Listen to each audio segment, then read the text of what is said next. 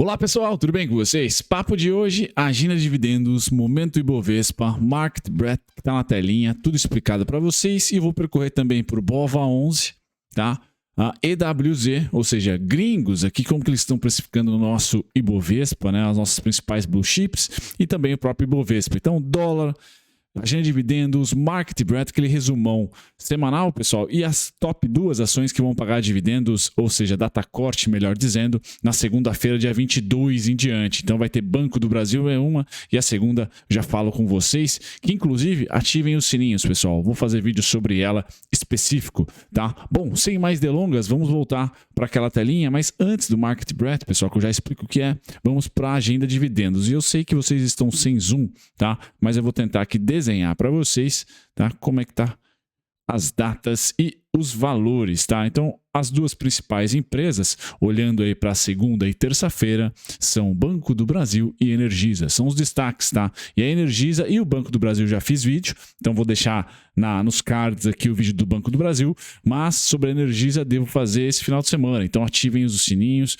o sininho. Se vocês quiserem acessem o nosso Telegram, se inscrevam, é gratuito, vai estar no primeiro comentário fixado. Bom, Banco do Brasil, pessoal, data corte é segunda-feira, tá? É aquele combo que somado dá 70 centavos aproximadamente, tá? Então fiquem atentos, dia 22, tá? É a data com, certo? Logo em seguida, Energisa. Então, Engie, não é a EGE, não é a Engie, tá? Não é a Engie empresa, mas é a Engie, tá?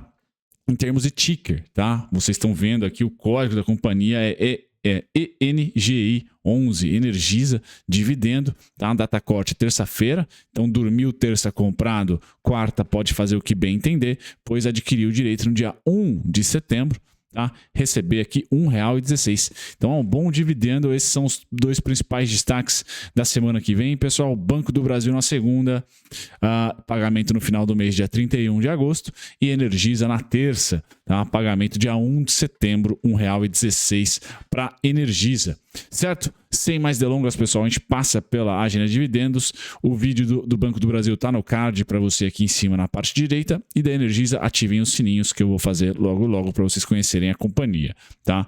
Market Breadth, pessoal, eu cheguei a comentar em alguns vídeos aqui, para quem não entende esse gráfico, pessoal, parte vermelha, vamos pelas cores primeiro, significa 80%. Tá? Parte verde significa 20%.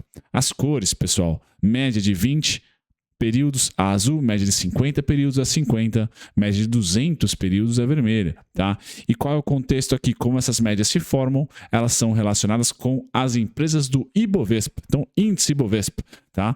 Quando 80% ou mais das empresas do Ibovespa estão negociando acima da média de 20, como é o caso, foi o caso semana passada, acima da média de 50, tá? Ou acima da média de 200, essas médias, essas cores aparecem aqui no vermelho, tá? Quando é o oposto, 20%, aparecem no verde. E eu comentei com vocês em alguns vídeos recentes, pessoal, que o Market Breadth ele é um bom indicador para indicar quando, dentro de uma tendência de baixa, por exemplo, estamos sobrecomprados. É um bom momento para realizar compras, tá? E tentei identificar para vocês, tá? Com o gráfico do Ibovespa aqui embaixo, esses momentos, tá? E nós estávamos em um deles na semana passada e acabou que tendo uma realização no fim da semana, o que gerou aqui para o Market Breadth um pouquinho de descanso, mas ele continua em região onde o Ibovespa tende, tá? A achar topo, como eu coloco para vocês, tá? Nesses retângulos todos, tá? Essas colunas todas com a correlação Market Breadth, fôlego de mercado, termômetro de mercado versus preço do Ibovespa. Então é uma semana que a gente esperava a realização, porque o Market Breadth já tinha as duas principais médias acima de 80%, tá? E o Ibovespa terminou a semana com uma realização técnica, tá bom, pessoal? Ainda não há reversão para super queda. Eu vou comentar para vocês nos próximos slides, que começa a falar sobre a rentabilidade do Ibovespa. Vamos lá fazer um resumão de janeiro até agosto de como foi o Ibovespa versus o S&P. Então a gente percebe que o Ibovespa, pessoal, bate o S&P de longe, tá? O Ibov esse ano está subindo 7,29%, tá? Contra o S&P que cai 11,85%, chegou a cair mais de 20%. Tá? E o IMAT, que são as commodities aqui mais protagonizadas dentro do Brasil, dentro das ações aqui do Ibovespa, cai 15%. Então veja que o Ibovespa está segurando aqui com utilidade pública, tá? Tá segurando aqui com Petrobras, tá? E tá segurando também com bancos, certo? Vale não é protagonista, Vale estaria muito mais para a parte negativa aqui do espectro do que da parte positiva, certo? Então o Ibovespa resiliente tem nome, pessoal. Bancão, Banco do Brasil sendo o principal deles, tá? Petrobras também bastante resiliente, tá? E os bancos se recuperando, tá? Então aqui joga o Ibovespa para o campo positivo novamente, tá? No ano chegou a subir aqui mais de 20% em reais, tá? Em dólares foi além disso, tá? Mais de 20% o Ibovespa chegou a subir esse ano, ou aproximadamente 20%, melhor dizendo, tá? E agora está a 7%, e eu acredito que continue nessa, né? 20, volta para 10, vem para 5, talvez fique negativo, volte para 10, esse caranguejo, tá? O que mais assume aqui uma atenção maior, pessoal, é o IMAT, tá? O IMAT já cai 15%. Então, talvez a gente tenha um ciclo de queda, por exemplo, para o petróleo, mas que já aconteceu para o minério. Então, tomem cuidado aí, Vale e Petrobras estão destoando bastante das movimentações uma para com a outra. Tá? Nem sempre foi assim, certo? Tá? Beleza, passado aqui então desse insight para o Ibovespa, eu venho para o dólar, pessoal. Então, o dólar pré-eleição está entre os dois grandes VWAPs aqui, né? As médias ponderadas, a azul é a média compradora, vermelho é a média vendedora, e a gente entra para uma semana e eu espero, pessoal, que para um trimestre, talvez para um semestre, ou seja, até o final do ano, a gente encontre as condições macroeconômicas descansando. Tá? Então, para vocês que são do Traders Club, que acompanham o nosso trabalho lá na Conecta, no Hub Conecta, eu sempre passo os relatórios, e também são membros aqui do canal no YouTube, sempre passo os relatórios de dólar e índice. Pois bem, pessoal, o dólar, tá? Ele vai acordar semana que vem com essa grande disputa, tá? Entre 5,110 e 5,40, e vai ficar disputando ali entre esses dois números, podendo, no médio prazo, como eu tenho viés negativo, invadir aqui, ó, essa região do 4,962, 4,893, 4,826, tá? Então, o dólar deve passar uma semana bem forte, bem equilibrado. Aqui, ó, tá? Dentro desses dois pontos amarelos aqui, 5,110, 5,399, tá? Seria ótimo que ele perdesse os 5,110, tá? E viesse aqui para os 4,826, 4,893, 4,962,5, tá? Que é o próximo alvo. Beleza? Só para dizer para vocês um equilíbrio, pessoal, é o que eu espero no dólar, é o que eu espero nas commodities, é o que eu espero nos juros, é o que eu espero na inflação. Então, as condições macroeconômicas, câmbio, commodities, inflação e juros, tendem a arrefecer, tá? Arrefecer na volatilidade, lateralizar. Com isso, nossa bolsa não cai nem sobe, fica lateral, tá? A nossa bolsa, em termos em dolarizada, né? O EWZ, evolução do EWZ, pessoal, de 2021 para cá, é de caranguejo, até um caranguejo muito maior do que o próprio Ibovespa. Então vejam que quando subiu 10 dólares e 90, 10 dólares e 80, 12 dólares e 60, certo? 12 dólares e 60. E quando caiu também, né, os dois branquinhos aí, é isso que significa, caiu aqui 12 dólares e 16, caiu novamente 12 dólares e 60. Então vejam que não tem muito desequilíbrio. Comprador aparece após X queda, vendedor aparece após X alta, sendo que tanto a queda como a alta são muito parelhas, o branco versus azul. O azul é alta, o branco é queda. Então não tem desequilíbrio, pessoal. É por isso que eu falava para vocês desde o ano passado que a gente vai ver um ano caranguejo. É isso.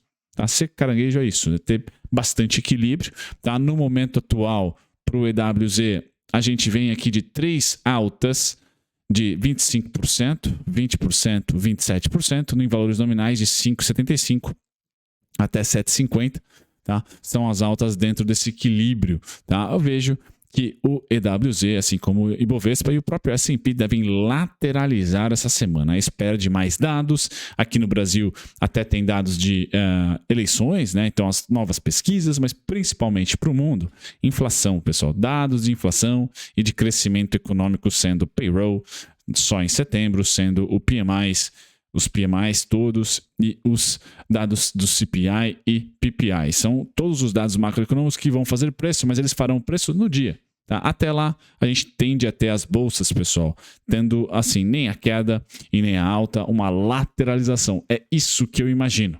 Tá? É isso que eu imagino depois de ter tocado na mínima aqui dos 12 $1,16 de queda aí, que é o branquinho, o natural, tá? Então uma semana que deve se iniciar, essa quase que última semana de agosto, chinfrim para volatilidade, pessoal. É isso que eu imagino. Foi vencimento de opções na sexta-feira, agora a gente deve ter uma calmaria. É isso que eu espero, tá?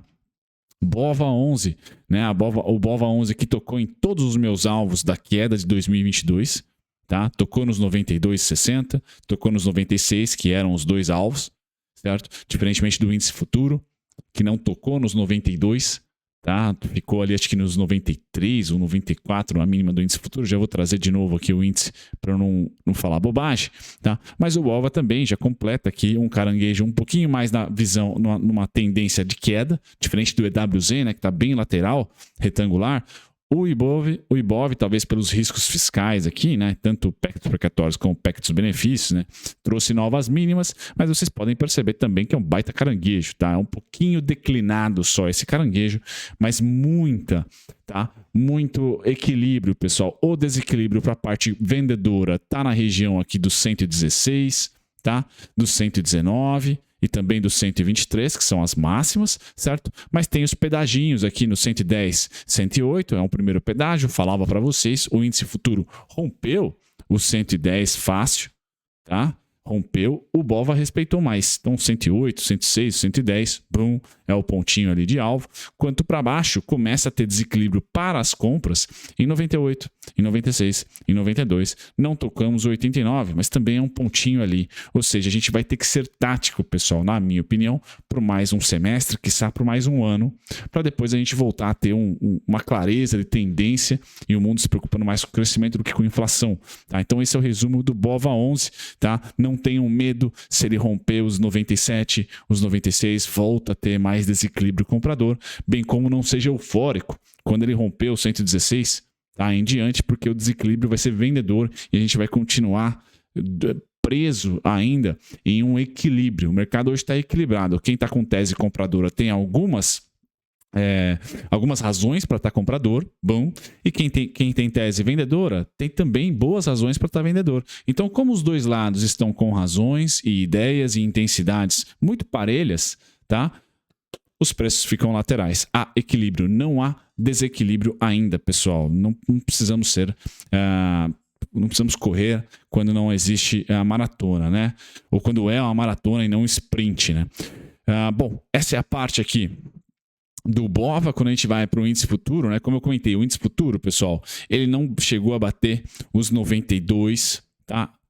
Tão pouco os 94 e 90. Ele ficou aqui nos 96, tá? Bateu só nos 96 e, como eu falei, como ele não caiu até os 92, ele subiu mais também, ó. Ele chegou até os 115, né? 116 praticamente. Então, o índice futuro é sempre o mais complexo, porque tem as rolagens, especulação, o contrato tem vencimento bimestral, então aqui rola muito mais liquidez, muito mais volatilidade, o BOVA também é bem líquido, mas continua, né, naquele padrãozinho caranguejo, tá? Com as duas PECs tendo destaque nesse gráfico para vocês. Vou postar esse gráfico no Telegram, tá?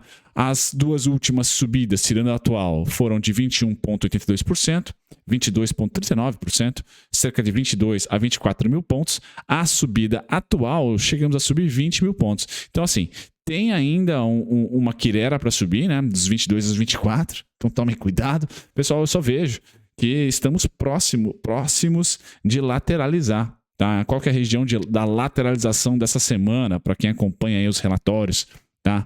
Aqui, ó, 111,250 aos 115,425, é uma boa região para se descansar, fazer um movimento muito parecido com esse aqui, ó.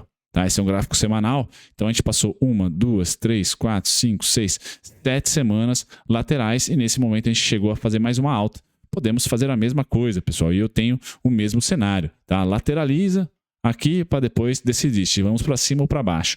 Para cima, dados relativamente fracos da economia americana, vão fazer os juros por lá subir menos, isso pode ser interessante, tá? Só que, por outro lado, a gente precisa de dados fortes da China para fazer as commodities não caírem. Tá? Então, a gente depende dessa dinâmica para subir esse ano, na minha opinião. Dados fracos norte-americanos, dados fortes chineses. Tá? Isso vai manter juros no mundo baixo e commodities aquecidas por causa do gigante asiático. Acho que esse é o melhor cenário para o nosso Ibovespa.